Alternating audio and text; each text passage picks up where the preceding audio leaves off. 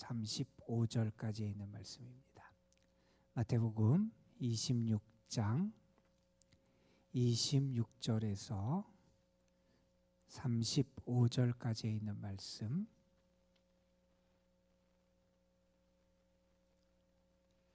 오늘 우리에게 주신 하나님의 말씀 우리 한 목소리로 함께 받들어 읽겠습니다. 그들이 먹을 때에 예수께서 떡을 가지사 축복하시고 떼어 제자들에게 주시며 이르시되 받아서 먹으라, 이것은 내 몸이니라 하시고, 또 잔을 가지사 감사 기도하시고 그들에게 주시며 이르시되 너희가 다 이것을 마시라, 이것은 죄사함을 얻게 하려고 많은 사람을 위하여 흘리는 바 나의 피 곧 언약의 피니라. 그러나 너희에게 이르노니 내가 포도나무에서 난 것을 이제부터 내 아버지의 나라에서 새 것으로 너희와 함께 마시는 날까지 마시지 아니하리라 하시니라. 이에 그들이 찬미하고 감람산으로 나아가니라. 그때 예수께서 제자들에게 이르시되 오늘 밤에 너희가 다 나를 버리리라. 기록된 바 내가 목자를 치리니 양의 떼가 흩어지리라 하였느니라. 그러나 내가 살아난 후에 너희보다 먼저 갈릴리로 가리라. 베드로가 대답하여 이르되 모두 주를 버릴지라도 나는 결코 버리지 않겠나이다. 예수께서 이르시되 내가 진실로 내게 이르노니 오늘 밤 닭 울기 전에 내가 3번 나를 부인하리라. 베드로가 이르되 내가 주와 함께 죽을지언정 주를 부인하지 않겠나이다 하고 모든 제자도 그와 같이 말하니라. 아멘. 오늘의 본문 말씀은 예수님께서 제자들과 나누신 마지막 유월절 식사에 대한 말씀과 제자들이 다 예수님을 버리고 예수님을 떠날 것을 예고하신 그 두 가지의 내용으로 이루어진 말씀입니다. 예수님께서 제자들과 함께 마지막 유월절 식사를 나누시지요. 그 자리에서 우리가 지난 토요일에 봤듯이 예수님께서는 가룟 유다, 예수님의 제자 중에 하나인 유다가 예수님을 팔아 넘길 것을, 배반할 것을 이미 예고하시기도 하셨습니다. 그리고 예수님은 제자들과 마지막 식사를 나누시는 그 자리에서 예수님의 그 살과 피를 상징하는 떡과 포도주를 통해서 예수님의 십자가의 죽음의 의미를 가르쳐 주시기도 하십니다. 이 말씀을 우리가 지금 기억하면서 오늘날 우리가 성찬 예식을 거행하는 성찬의 제정의 말씀을 우리가 이 말씀 속에서 발견하게 됩니다. 유월절 식사를 할 때 그 식탁에 6가지가 마련이 된다 그래요. 당시 유대인들이 유월절을 지키며 식사할 때 거기 기록에 보면 이런 것들이 있습니다. 어떤 것들이 유월절 식탁에 마련되냐 하면 무교병, 누룩을 넣지 않은 떡, 빵이 마련이 되고 어린 양의 고기가 준비가 되고 그 다음에 소금 그릇이 거기에 준비가 된답니다. 이 소금 그릇, 소금은 무엇을 상징하냐 하면 그들이 애굽에서 노예 생활을 할 때의 그 고통과 눈물을 상징하는 것, 그것을 기억하는 것, 그리고 홍해가 갈라진 그 사건을 기억하기 위해서 소금 그릇을 거기에 준비한다 그럽니다. 그리고 쓴 나무들도 거기에 마련이 되지요. 노예 생활 동안 그들이 겪었던 그 쓰라림, 그 고통을 상징하는 그러한 나물입니다. 그리고 거기에 카로세트라고 하는 과자가 준비가 되는데 이 과자는 여러 가지를 모아서 그거를 통해서 과자를 만드는 거예요. 다시 말해서 그들이 애굽에서 노역을 할 때 그 벽돌을 만들고 할 때 여러 가지를 모아서 그들이 힘들게 노역하고 고통을 당했던 그것을 또한 상징하는 의미에서 그런 과자를 먹기도 한다 그럽니다. 그리고 6번째로는 그곳에 포도주가 마련이 되는데 포도주의 잔은 통상 4개의 잔이 준비가 된답니다. 이렇게 기록되어 있어요. 첫 번째 잔은 애굽 사람의 무거운 짐에서 하나님이 너희를 구원했다 하는 것을 나타내는 잔이고, 두 번째 잔은 학가다, 그래서 큰 재앙에서 너희를 구원하여 하나님이 내 백성을 삼았다라고 하는 것을 기억하는 그러한 잔이 두 번째 잔이라 그럽니다. 세 번째 잔은 이런 의미가 있습니다. 나는 너희의 하나님이 된다. 하나님이 나는 너희의 하나님이 된다라고 하는 것을 가르쳐주고 말씀하는 축복의 잔이 된다 그럽니다. 그리고 마지막 네 번째 잔은 할렘이라고 일컫는 잔인데 그 고역에서 너희를 건져낼 거다라고 하는 그런 의미를 담고 있습니다. 다시 말해서 이 모든 것은 하나님이 그들을 고난과 역경 가운데서 건져내시고 그들을 하나님께서 구원해 내신 그 사건을 기념하기 위하여 마련되고 지키는 것이 유월절의 식사였지요. 그 유월절의 식사가 오늘날 우리에게 성만찬으로 우리에게 전해지게 되고 우리가 성찬을 통해서 예수님의 사건을 기억하고 기념하게 됩니다. 예수님께서는 제자들에게 떡을 주시면서 이것은 내 몸이다 이렇게 말씀하셨고 예수님께서는 제자들에게 포도주를 주시면서 이것은 나의 피다 이렇게 말씀을 하셨습니다. 이 예수님께서 자신을 내어주셨던 이 사건, 이 마지막 식사의 의미는 우리에게 이런 의미가 있을 겁니다. 예수님의 몸을 내가 먹음을 통해서 나는 주님과 하나 된다는 겁니다. 주님이 나의 생명의 양식이 된다는 겁니다. 나는 주님과 하나 된 존재고 나는 주님이 주시는 영원한 양식, 생명의 양식을 통해서 살아가는 존재가 됐다는 겁니다. 그리고 예수님의 피를 마신다. 예수님은 새 언약의 피다 이렇게 말씀을 하셨죠. 이것은 달리 말한다면 이미 예수님의 죽음이 구약시대의 희생제사와 같은 의미가 있다는 것을 우리에게 말씀해 줍니다. 그런데 예수님께서 그렇게 자기가 희생의 제물이 되는 그러한 것을 말씀하시면서 이렇게 덧붙이시죠. 이것은 죄사함을 얻게 하기 위하여 많은 사람을 위해 흘리는 바 나의 피 곧 언약의 피다 하는 말씀을 하죠. 예수님께서 그렇게 흘리신 그 피는 우리의 죄를 용서하시기 위함이다.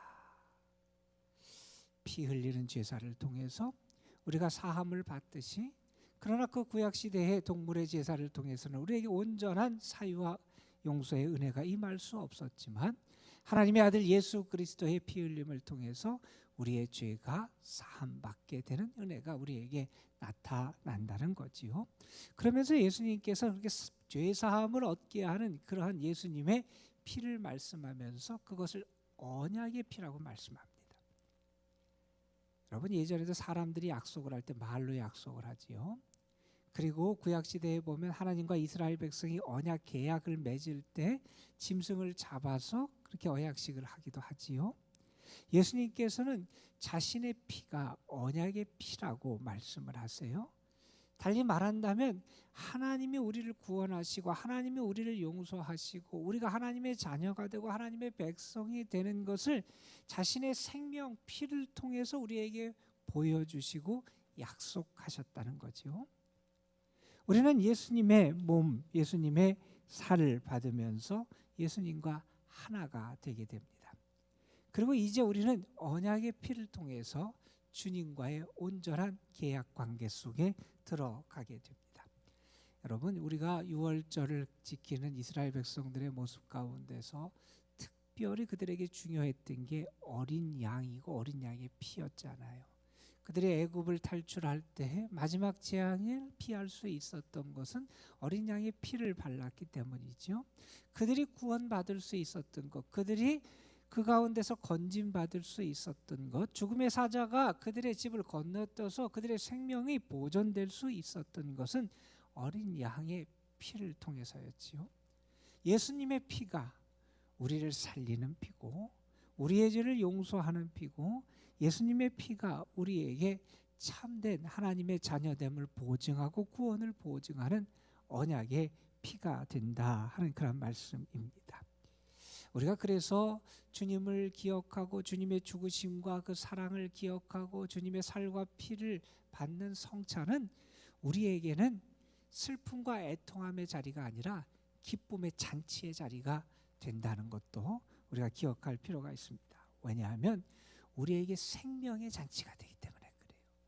세상 사람들은 다 멸망의 길, 죽음의 길로 가지만 우리는 예수 그리스도의 그 구원과 고난과 희생과 섬김과 사랑을 통하여 생명의 자리로 나아갈 수 있게 된 게 우리들이기 때문에 우리가 그 성찬을 거행하면서 주님의 그 살과 피를 받으면서도 우리는 주님이 나를 위하여 나를 살리는 은혜를 베풀어 주셨음을 기억하며 생명의 잔치의 기쁨을 누리게 된다는 겁니다. 그리고 우리가 주님의 성찬을 받게 될 때 왜 기뻐하고 내 감사하며 내가 왜 잔치와 같은 마음을 갖게 되냐면 주님이 이제 우리를 죄와 더러움에서 건지셔서 거룩함의 자리로 이룰 수 있도록 인도해 주시기 때문에 우리는 이 성찬을 통해서 또한 주의 거룩한 살과 피를 받으면서 내가 이제 거룩한 하나님의 자녀로 거듭나고 새로워짐을 경험하며 감사하게 된다는 거지요. 주님은 우리를 살리기 위해 이 땅에 오셨고 자신의 모든 것을 내어주셔서 우리를 사랑해 주셨어요. 그래서 우리에게 생명을 주세요. 뿐만 아니라 주님은 우리에게 생명과 우리가 하나님의 자녀로 거룩하게 살아갈 수 있는 그러한 은혜를 허락해 주십니다. 우리가 성찬을 받을 때 그리고 주님의 그 거룩한 은혜를 기억할 때 이 주님의 살과 피를 받으며 우리가 분명히 잊지 말아야 될 것은 내가 주님의 몸을 받으면서 내가 주와 하나 된다. 주님이 내 안에 거하시고 내가 주님 안에 거하게 되고 이제는 내가 주님의 거룩한 자녀로 구원받은 자녀로 살아가게 되는 은혜를 잊게 됨을 기억하며 감사할 수 있어야 한다는 겁니다. 우리가 이런 은혜를 받으면서 하나님 앞에 나아갈 때 우리에게 분명히 있어야 될 그런 모습이 있어요. 오늘도 우리가 하나님 앞에 나아가며 주님께서 마지막 만찬을 베푸시며 제자들에게 하신 말씀을 기억하며 우리가 분명히 해야 될 우리의 신앙의 모습은 다른 것이 아니라 먼저는 내가 바로 죄인됨을 고백하고 인정할 수 있는 믿음이 우리에게 필요하다는 겁니다. 내가 죄인입니다 하는 것을 우리는 고백할 수 있어야 한다는 겁니다. 내가 의롭고 떳떳하고 내가 깨끗한 줄 알았어요. 아마 베드로도 그랬을 것이고 다른 제자들도 그랬을 거예요. 그런데 주님의 역사를 체험하고 주님을 만난 다음에 그는 뭐라고 고백하냐 하면 주님 나를 떠나십시오. 나는 죄인입니다. 이런 고백을 해요. 내가 정말 은혜의 주님 나를 위하여 자신의 모든 것을 내어주신 주님 앞에 나아갈 때 우리에게 분명히 있어야 될 것은 나는 죄인이라는 고백이라는 겁니다. 그러면서 그 고백에 덧붙여서 우리가 또한 고백해야 될 것은 주님만이 나의 구주가 되십니다 하는 고백이에요. 주님이 나를 살리셨습니다. 주님이 나를 구원하십니다. 주님이 나를 대신하여 죽으셨습니다. 주님의 그 피가 나의 구원을 보장하고 주님의 피가 나에게 새 생명을 보증하고 주님의 피가 나를 살리십니다. 주님이 나의 구주심을 믿고 고백하는 그런 고백이 우리에게 회복돼야 된다는 겁니다. 그리고 우리는 내가 그 주님과 참된 사귐과 은혜의 관계 속에 살아가겠다는 다짐을 할 수 있어야 한다는 겁니다. 오늘도 여러분 하나님 앞에 나왔습니다. 주님의 은혜를 기억하며 오늘 하루의 삶을 살아갈 겁니다. 저는 먼저 여러분에게 주님 저는 죄인입니다. 나는 주의 은혜가 필요합니다 하는 고백이 회복되기를 원하고 뿐만 아니라 여러분에게 주님만이 나를 살릴 뿐이고 주님만이 나를 구원하실 구주가 되십니다 고백하며 그 주님의 은혜 가운데 오늘도 내가 주와 함께 살겠습니다 하는 고백으로 주님 앞에 나아가는 여러분이 되실 간절히 소망합니다. 여러분, 자 이렇게 제자들과 마지막 만찬을 보낸 다음에 제자들이 예수님과 함께 감람산으로 나아갔다 30절에 기록을 하지요. 자 그런데 그때에 예수님께서 제자들을 향해서 이렇게 말씀하시지요. 오늘 밤에 너희가 다 나를 버릴 거다 이렇게 말씀하시고 34절에 또 이렇게 말씀하십니다. 내가 진실로 내게 이르노니 오늘 밤 닭 울기 전에 네가 3번 나를 부인하리라 이렇게 베드로에게 예수님께서 말씀을 하십니다. 예수님은 제자들의 무력감과 배신을 예고하시지요. 너희가 다 나를 버린다 이 말씀을 직역하면 너희가 나 때문에 걸려 넘어진다, 이런 얘기입니다.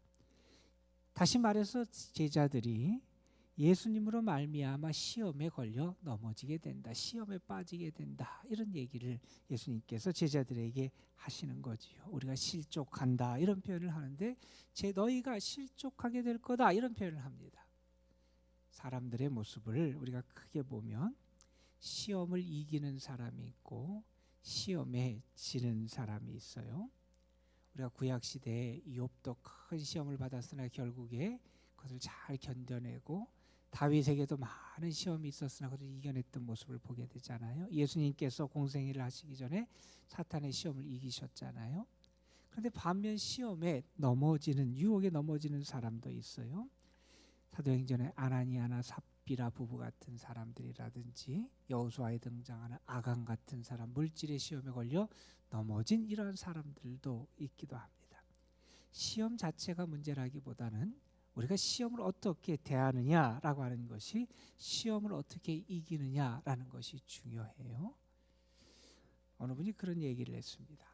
우리는 모두 다 하나님 앞에서 일생 동안 몇 번의 부르심을 받는다 하는 얘기를 해요. 우리가 이 땅에 태어날 때 출생의 부르심을 받아서 이 땅에 태어나게 되고, 두 번째로 우리는 새 생명으로 태어나는 거듭남의 부르심을 받는다, 이렇게 얘기해요. 자연적인 출생이 있고 믿음 안에서 태어나는 두 번째 영적인 출생이 있다. 그것을 거듭남의 출생이라고 이렇게 표현을 합니다. 그리고 세 번째로 우리가 하나님 앞에 부르심을 받는 것은 무엇이냐 하면 주님의 제자로, 사명자로 부르심을 받는 그런 부르심이 우리에게 있다 하는 얘기를 해요. 그리고 물론 우리는 마지막에 하나님의 보좌 앞에서, 하나님의 심판대 앞에 부름을 받아서 영원한 생명을 얻는 자리로 나아가는 그런 부르심도 우리에게 예비되어 있기도 합니다. 우리가 주의 사람, 사명자로 부르심을 받아요. 사명자로 부르심을 받는 사람에게 무엇보다도 중요한 것은 나를 부르신 분이 누구인지를 아는 거예요. 누가 나를 부르셨느냐 하는 것을 아는 것이고, 그것보다도 더 중요한 것이 있다면 나를 부르신 그분에게 충성을 다하는 걸 거예요. 그분이 나를 사랑하시고 기대하셔서 나를 부르셨기 때문에 나는 그분에게 충성을 하고 그분이 맡겨주신 사명을 온전히 감당하는 삶을 살아가는 것, 그것이 사명자의 모습일 거고 제사의 모습일 겁니다. 그런데 예수님의 제자들은 시련 앞에서 무너지고 말지요. 예수님께서 십자가의 고난을 당하시는 그 앞에서 그들은 다 예수님을 떠나고 맙니다. 특별히 베드로가 예수님을 3번 부인하는 장면이 이제 뒤에 나오게 되지요. 예수님께서 이러한 예고를 하셨을 때 베드로는, 또한 다른 제자들은 그렇게 답을 합니다. 35절에 보면 내가 주와 함께 죽을지언정 주님을 부인하지 않겠습니다. 모든 제자도 그와 같이 말하니라, 이렇게 말을 합니다. 하지만 그들은 다 주님을 배반하고 말지요. 이 베드로와 제자들의 장담을 보면서 우리는 그런 생각을 해보게 됩니다. 과연 인간이 얼마나 연약한 존재인지, 우리 자신은 무언가를 장담할 수 있는 존재가 아님을 분명히 알게 됩니다. 그렇기 때문에 더 주를 바라보고 더 주를 의지하며 살아가는 거지요. 나의 결심, 나의 힘, 나의 능력, 나의 재산, 나의 학식, 나의 건강이 나의 모든 것을 보장하는 게 아니라, 그것으로 내가 주와 함께 살아갈 수 있는 게 아니라 주님을 바라보고 내 부족함과 연약함을 고백하며 주님을 의지하는 것이 내가 주와 함께 살 수 있는 길임을 다시 한번 우리는 기억하게 됩니다. 예수님께서 이제 마지막 시간들을 제자들과 함께 보내세요. 오늘 우리가 예수님이 제자들에게 자신의 살과 피를 주시면서 그들에게 참된 생명과 참된 구속 죄사함의 약속을 하신 말씀, 그리고 제자들이 예수님을 배반할 것을 말씀하신 그 내용을 우리가 잠깐 살펴봤습니다. 오늘 하루의 삶 속에서 여러분이 주님을 떠나는 삶이 아니라 어렵고 힘들어도, 또한 여러분 앞에 시련이 있을지라도 여러분을 위해서 자신의 생명을 내어주신 주님, 여러분의 죄를 용서하시는 그 주님을 더 바라보고 기억하고 주와 함께 살아가는 복된 하루가 되시기를 주님의 이름으로 축복합니다. 기도하시겠습니다. 아버지 하나님, 우리로 하여금 예수 그리스도께서 나를 위해 죽으시고 고난당하시고 예수 그리스도께서 우리와 함께 하심을 기억할 수 있는 믿음을 우리에게 허락하여 주옵소서. 분명히 주님께서 우리를 위하여 자신의 몸을 내어주시고 우리의 죄를 사함받게 하기 위하여 자신의 피를 쏟아주셔서 우리로 하여금 하나님의 자녀가 되는 것을 약속으로 보증해 주셨음을 기억하게 하시고, 그 주님의 거룩한 고난과 희생과 그 사랑 가운데 살아가며 오늘도 그 은혜에 감사할 수 있는 저희의 삶이 되게 하여 주옵소서. 우리의 죄를 씻어주시고 우리를 거룩하게 하시고 하나님이 기뻐하시는 삶을 살아갈 수 있도록 인도하여 주옵소서. 연약한 인간의 것을 자랑하지 않게 하시고 내가 교만해지지 않도록 하나님 우리를 붙잡아 주옵시며, 자신의 연약함을 고백하고 더 겸손하게 주를 바라보며 믿음 가운데 살아가는, 더 진실하게 주를 의지하며 주의 뜻에 합당하게 부르신 주님에게 끝까지 충성할 수 있는 저희들이 되게 하여 주옵소서. 아버지 하나님, 오늘도 주님의 은혜를 기다립니다. 주님을 바라보며 주님이 우리를 도우시고 우리와 함께 하시고 우리를 새 생명으로 이끌어 가시기를 소망하며 주님 앞에 나아갑니다. 우리의 간구를 들으시는 주님께서 우리의 기도 가운데 선한 것으로 응답하여 주옵시며, 특별히 이 한 주간은 우리의 믿음이 더 깊어지고 주의 사랑에 합당한 삶으로 하나님의 영광을 드러낼 수 있도록 주님 인도하여 주옵소서. 오늘 하루 살아갈 때도 시험에 빠지지 않게 하여 주옵소서. 믿음으로 시험을 이겨내게 하시고 우리를 도우시는 주의 능력 의지에서 시험을 이겨낼 수 있게 도와주셔서 끝까지 신실하게 주님 편에 서는 자, 우리를 부르신, 우리를 사명자로 제자로 부르신 그 주님을 위하여 주와 함께 걸어가며 주의 뜻을 이루는 주님의 사람들이 되게 하여 주옵소서. 이 시간도 성령께서 우리의 기도를 도우시고 성령께서 우리와 함께 하여 주시고 오늘 하루 믿음으로 살아갈 수 있는 은혜와 힘을 더하여 주실 줄로 믿습니다. 주의 사람들에게 믿음의 권능을 더하여 주옵소서. 오늘도 특별히 연로하신 분들, 병약한 분들, 어려운 가운데 있는 이들에게 주께서 은혜로 함께하여 주실 줄 믿사옵고 우리 구주 예수 그리스도의 이름으로 기도드리옵나이다. 아멘.